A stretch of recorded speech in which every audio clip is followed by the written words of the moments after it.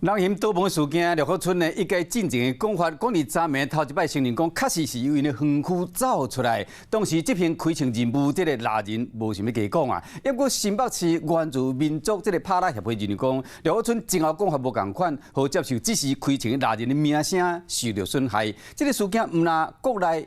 注意尔，包括英国 BBC 嘛讲，这是动物园的管理的疏失。像咱南韩这个斑马逃脱3点钟，就被人麻醉掠去。这个韩联社嘛感叹讲，这个两只动物的命运真正是真无共款。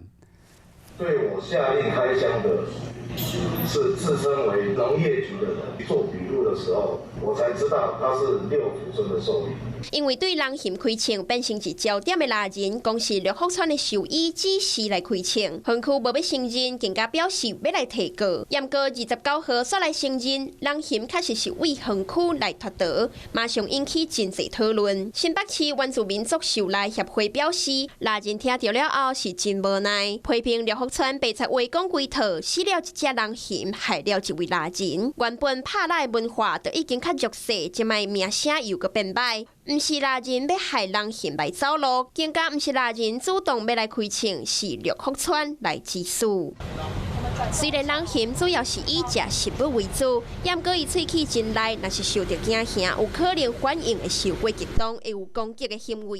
伫咧伊逃亡的这18天内底，捌弄入去人的主体，偷食人的菜园，破坏人的田。虽然无伤人，但过嘛已经造成乡亲的困扰。万一真正和人正面来对决起冲突，搁再行动，恐惊效果就真歹设想。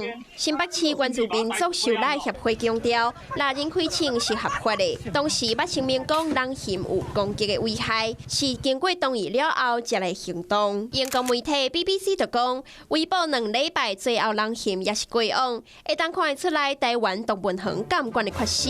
23号传出人嫌脱逃的一天，南韩拄有一只斑马为厝人走出去，但过伊3点钟了后，就成功用麻醉带回去动物园来休困。同款拢是偷走出来，但过这2只动物下场煞是差真多。我是陈雅玲，想要跟我一起从零掌握天下事吗？